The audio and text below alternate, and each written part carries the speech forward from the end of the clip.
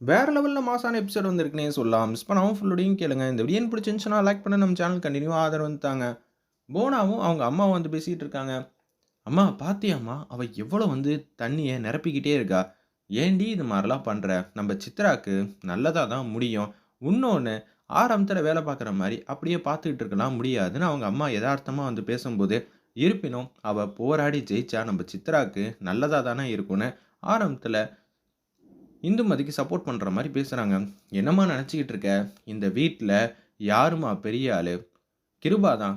"இல்லம்மா, நம்ப செட்ல யாரும்மா பெரிய ஆளு? சுகுணா தான்." அப்படி இருக்கிற சூழ்நிலையில நம்ப என்ன பண்ணணும்? நீயி, நானு, அக்கா, சுகுணா 4 பேரு சேர்ந்து இந்துமதிய தொரத்தி ஆவணும். அப்பதான் என்னால மாமாவ கல்யாணம் பண்ண முடியும். அவர கல்யாணம் பண்ணிக்கணும்னு நான் நெனச்சுட்டேன். என்னால என் முடிவ வந்து மாத்திக்க முடியாது.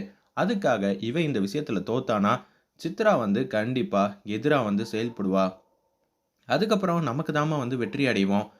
நம்ப மத்தவங்களுக்காக யோசிக்கக் கூடாதும்மா. நம்ப வாழ்க்கைக்கு நம்ப ஃபர்ஸ்ட்டு கரெக்ட்டா வந்து யோசிக்கணுங்கிற மாரி இருக்காங்க. "நீ என்ன பண்ணலான்னு இருக்க? மொதல்ல அவ எங்கேயாவது ஒரு இடத்துல உட்கார்ந்தான்னு வச்சுக்கயேம்மா, குடத்துல ஓட்ட போடணுங்கிற மாரி சொல்லிட்டு இருக்காங்க." "என்னடி இந்த அளவுக்கு வந்து யோசிக்க ஆரம்பிச்சுட்ட?" இது எல்லாத்தையும் கருணாவும், அவங்க ஃப்ரெண்டு பார்த்துக்கிட்டு இருக்காங்க. "பொண்ணு ரொம்பவே கஷ்டப்படுறாடா. ஏன்டா இப்படி பண்ணிக்கிட்டு இருக்கன்னு?" அவங்க ஃப்ரெண்டு வந்து கேட்குறாங்க. "நான்லாம் எதுவும் பண்ண முடியாது" அப்படின்னு இதுவரைக்கும் சொல்லிக்கிட்டு இருந்த கருணாவோட மனசு கொஞ்சம் கொஞ்சமா வந்து மாறப்போகுது. ஏன்னா, போனா வந்து அப்படியே வந்து வராங்க. வந்த உடனே கரெக்ட்டா அந்த இடத்துல இந்துமதி கொஞ்சம் வெளியில போயிட்டு வராங்க. தண்ணி குடிக்கலான்னு சொல்லிட்டு.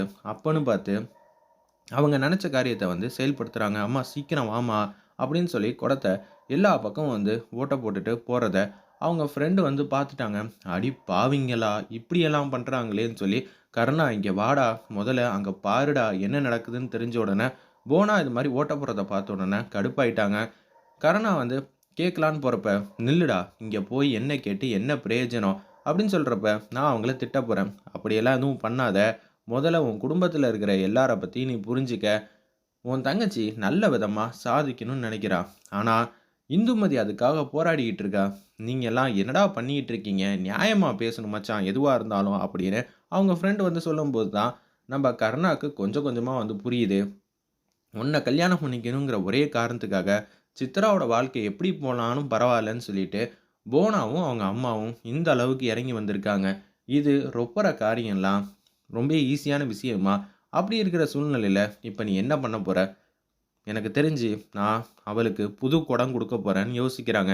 "டேய் மச்சான், குடத்த குடுக்கறத விட கருணாங்கிற மனசையும் குடுத்தா ரொம்பவே நல்லா இருக்கும்." அப்படின்னு சொல்லும்போது, கருணா வந்து கைய வந்து பார்க்குறாங்க. அந்த இடத்துல, "மச்சான் மனச குடுக்கறதுன்னா, அது எப்படி வேணாலும் புரிஞ்சுக்கலாம்டா. அவங்களுக்கு ஒத்தாசை பண்றது கூட மனச குடுக்கறதுக்கு சமம் தான்டா. புரிஞ்சுக்கிட்டியா? இல்லையா? உண்மையிலேயே நீ உன் தங்க மேல பாசம் வச்சிருந்தனா, நான் சொல்றத கேட்டு தெரிஞ்சுப்ப." அப்படின்னு சொல்லும்போது தூரத்துலேருந்து இது எல்லாத்தையும் பார்க்குறாங்க போனாவும், அவங்க அம்மாவும். "அம்மா இனிமேட்டுக்கு அவ இந்த காரியத்த ஈஸியா வந்து நிரப்ப முடியாது. அவ தன்னம்பிக்கைய வந்து உடைச்சாச்சு. இருந்தாலும் பார்க்கலாம்." அப்படின்னு சொல்றப்ப, கருணா வந்து பார்த்துக்கிட்டே இருக்காங்க. அவன் முதல்ல என்ன செய்றான்னு பார்ப்போம். இன்னமும் தன்னம்பிக்கையோட அவ ஏதாவது முயற்சி பண்ணான்னா, கண்டிப்பா நான் உதவி பண்ணுவேங்கிற மாரி யோசிக்கிறாங்க. அந்த இடத்துல அப்பன்னு பார்த்து குடத்துல வந்து எப்போதும் போல மாசா வந்து எடுத்துக்கிட்டு இருக்கிறப்ப, கீழ நெறையா வந்து கொட்டுது. இத பார்த்த உடனே, "நல்லா தானே இருந்துச்சு. இது ஏன் இப்படி இருக்கு?" அப்படின்னு சொல்லும்போது, இருப்பினும் அவங்க முயற்சி பண்ணி பண்றாங்க. "அம்மா இவ கையால கூட எடுத்து எடுத்து கொட்டுவா போல இருக்கு. கொட்டாங்குச்சியால கூட. அப்படி இருக்கிற சூழ்நிலையில, "நம்ப தூங்கலாமா?" அப்படின்னு போனாவும், அந்த இடத்துல அவங்க அம்மாவும் போயிட்டாங்க. "யாரும் இருக்காங்களா?" அப்படின்னு சொல்லி பார்க்கிறது தான் உன் வேல. அப்படின்னு சொல்றாங்க. "ஏன்டா? எல்லாரும் இருக்காங்களா இல்லையான்னு நான் பார்த்துக்கிட்டே இருக்கணுமா?" "ஆமான்டா, பார்த்துக்கிட்டே இருக்கணும்." "சரி மச்சான் நான் பார்க்குறேன்னு" சொன்னோனே, கருணா வந்து மாசா வந்து நிக்கிறாங்க. "என்ன? உன்னால முடியாதுன்னு தெரியுதுல்ல. ஏன்டா எப்ப பார்த்தாலும் இப்படியே வந்து பேசிட்டு இருக்கீங்க? இது எல்லாம் உன் வேலையா?" "சத்தியமா என் வேலை இல்ல. இத யாரு பண்ணாங்கன்னு எனக்கு நல்லாவே தெரியும்." "யாரு பண்ணது?" "போனாவும் அவங்க அம்மாவும் தான்." "ஏன்டா உன் மனசுல இடம் பிடிக்கணும்னு சொல்லிட்டு, உன் வீட்ல இருக்கிற எல்லாரும் என்னடா இப்படி பண்ணிட்டு இருக்காங்க? அத குடு." அப்படின்னு சொல்லி குப்பையில தூக்கி போடுறாங்க அந்த இடத்துல. "ஏன்டா அத குப்பையில போடுற? இத வச்சு என்னைக்கு வேலைய பார்த்து முடிக்கிறது? இந்தா இது புதுசு. இத வச்சுக்க." அப்படின்னு சொல்லி சொல்லிட்டு இருக்கிறப்ப, அவங்க 2 பேரும் ஒருத்தர் ஒருத்தர் வந்து புரிஞ்சுக்கிற மாரி காட்டுறாங்க. ஒரு பக்கம் சுகுணா இருக்காங்கல்ல, அவங்க சித்ரா கிட்ட சொல்லி புரிய வைக்க பார்க்குறாங்க. "தயவு செஞ்சு நீ புரிஞ்சுக்க. உங்க அப்பா கிட்டலாம் எதுவும் பேச முடியாது. ஏம்மா? எப்படிம்மா நீ? அப்பா என்ன எது சொன்னாலும் கரெக்ட்டுன்னு சொல்லிக்கிட்டு இருக்கியே! என் மனசுன்னு ஒண்ணு இருக்கேம்மா! அத ஏம்மா நீ புரிஞ்சுக்க மாட்டேங்கிற? இங்க எல்லாரும் எப்படி இருக்காங்களோ, அதுபடி தான் நம்ப இருக்கணும். தேவையில்லாம எந்த விஷயத்தையும் நம்ப மாத்த முடியாது. பார்த்துக்க.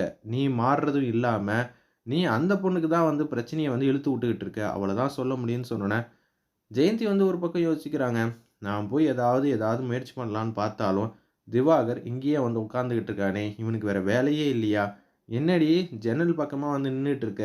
இல்லங்க. சும்மா தாங்க நின்னுகிட்டு இருக்கேன். சரி தூங்குற வழிய பாரு. அப்படின்னு சொன்னோனே, இல்லாட்டி நான் அண்ணன்கிட்ட சொல்லிடுவேன்னு சொன்னோனே, நான் நல்லா யோசிச்சு பழக்கமே கிடையாதே அப்படின்னு சொல்லிட்டு, அவங்களும் கேஷுவலா வந்து உட்காந்துக்கிட்டே இருக்காங்க. இல்லங்க எனக்கு தூக்கம் வரல. நீங்க தூங்குங்க. எனக்கு தெரியாம இந்த ரூம விட்டு வெளிய போயிட்டு இந்துவுக்கு உதவி பண்றதா தெரிஞ்சுச்சு. அதுக்கப்புறமேட்டுக்கு பார்த்துக்க, இந்துமதிய மட்டும் தான் இப்போதைக்கு அனுப்பிச்சு வைக்கணும்னு நாங்க யோசிக்கிறோம் இந்த வீட்ட விட்டு. அடுத்தது நீயும் வந்து மாட்டிக்காத அப்படின்னு சொல்றாங்க. சரிங்க நான் பார்த்துக்கிறேன்னு சொல்லிட்டு அப்படியே கேஷுவலா வந்து உட்காந்துக்கிட்டே இருக்காங்க. பாவம் இந்த குடும்பம் இப்படி போட்டு பாடாப்படுத்திக்கிட்டு இருக்குங்கிற மாரி யோசிச்சுட்டு இருக்காங்க. காலையில 5 மணி ஆயிடுது. கருணா அவரால என்ன செய்ய முடியுமோ அத சிறப்பா வந்து செஞ்சு குடுத்துட்டாங்க. இனிமேட்டு நீ பார்த்துக்கம்மா. நான் இங்கே இருக்க மாட்டேன். நான் போய் தூங்க போறேன். சரியா? அதுவும் எதுக்காக? அண்ணனுங்க 2 பேரும் வந்துட்டாங்கன்னு வச்சுக்கயேன். அதுக்கப்புறம் கொஞ்சம் சிரமம் தான். அதுக்காக தான் சொல்றேன்னு சொல்லிட்டு யோசிக்கிறாங்க. பார்த்துப்பல்ல. அதான் நீ தான் இவ்வளோ நல்லா வந்து பண்ணி குடுத்துட்டியே. அதுவரைக்கும் சந்தோஷம்னு சொல்லிட்டு அவங்க பாட்டுக்கும் போறாங்க அந்த இடத்துல. ஜாக்கிரத. இவ்வளோ தூரம் வந்தாச்சு. பார்த்துப்பல்ல. சரி நான் பார்த்துக்கிறேன்னு சொல்லிட்டு அவங்க பாட்டுக்கும் போயிட்டாங்க. நம்ம கருணா, "என்னடா இவ்வளோ தூரம் வந்து செஞ்சு குடுத்துருக்க. இன்னும் கொஞ்சம் நேரம் தானே?" "இல்ல. இனிமேட்டுக்கு நான் இங்க இருந்தா சரி வராது. அது இன்னும் கொஞ்சம் தானே. ஒரு 10 நிமிஷத்துல அவளே வந்து வேலைய முடிச்சுருவா. ரொம்ப நம்ப அந்த 10 நிமிஷமும் வந்து உதவி செய்றோம்ன்னு சொன்னோம்னா, இது எல்லாத்துக்கும் காரணம் நான் தெரிஞ்சா, அண்ணனோட வெறுப்பையும் சம்பாரிக்கணும். அது மட்டும் இல்லாம, எப்படிடா இதெல்லாம் சாத்தியமாச்சு? நீயும் எனக்கு எதிரா திரும்பிட்டியான்னு அண்ணன் என்ன பார்த்து கேட்பாரே. அதுக்கெல்லாம் தேவையில்லாத வேலைன்னு சொல்லிட்டு கேஷுவலா வந்து அவங்க மட்டும் ரூம்ல வந்து உட்காந்துட்டு இருக்காங்க. இருந்தாலும், "நீ இந்துவ பத்தி என்னடா நெனைக்கிறேன்னு?" அவங்க ஃப்ரெண்ட் வந்து கேட்குறாங்க. கேட்குறப்ப, "எனக்கு என்ன தோணுதா, அவளோட மனசு எனக்கு புடிச்சிருக்கு. இத வந்து சொல்லிடாத." "சரிடா மச்சான், கூடிய சீக்கிரம் புடிச்சு தான ஆவணும்." அப்படின்னு சொல்லிட்டு இருக்காங்க. "பார்த்துக்கடா, போனா எப்படி இருக்காங்க, இந்துமதி எப்படி இருக்காங்கன்னு.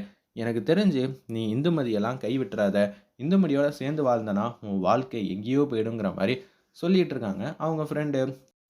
சித்ரா வராங்க. இந்து தூங்குறத பார்த்த உடனே அவங்க ஃபீல் பண்றாங்க. பாவம் அண்ணி. நைட்டெல்லாம் வந்து பாடுபட்டுருப்பாங்க. இந்த வீட்ல இவங்களுக்கு தான் என்ன மரியாதை குடுப்பாங்கன்னு தெரியாம போச்சு. அப்பாவோட வெறுப்ப வந்து சம்பாரிச்சுக்கிட்டு இருக்காங்க நம்பளாலங்கிற மாரி சித்ரா வந்து யோசிக்கும்போது அந்த இடத்துல, "என்ன அண்ணி தூங்கிட்டீங்களா? சித்ரா நீ எப்போ வந்த? நான் இப்ப தான் அண்ணி வந்தேன். நைட்டு வரைக்கும் உங்களுக்கு என்னால உதவி செய்ய முடியல. நான் வரணும்னு தான் நெனச்சேன். எனக்காக நீங்க வந்து மல்லு கட்டிக்கிட்டு இருக்கீங்க. ஆனா அம்மா விடவே மாட்டேன்ட்டாங்க. சுகுணா அம்மா" அப்படின்னு சொல்லிட்டு இருக்கிறப்ப கிருபா அப்பா வந்தா, நிச்சயம் அவங்க வருத்தம் தான் படுவாங்க. எனக்காக நீங்க இந்த அளவுக்கு போராடி இருக்கீங்களே, ரொம்பவே நன்றி. நான் எதுவும் சொல்லல. நீ போய் தொட்டிய பார்த்துட்டு வான்னு சொன்னோனே, அப்படியே தொட்டிய பார்த்துட்டு வந்தோனே, அவங்க ஃபீல் பண்ணி அழுவ ஆரம்பிச்சுடுறாங்க. நம்ப சித்ரா இது எல்லாத்தையும் தூரத்துலேருந்து கருணா வந்து பார்த்துட்டு இருக்காங்க. "பாத்தியாடா உன் தங்கச்சியோட சந்தோஷத்த?" "ஆமான்டா, இந்த சந்தோஷம் கூட எனக்கு ரொம்பவே புடிச்சிருக்கு. இனிமேட்டு என் தங்கச்சிக்கு ஏத்த மாரி தான் நடந்துப்பேங்கிற" மாரி அன்பா பாசமா வந்து யோசிக்கிறாங்க.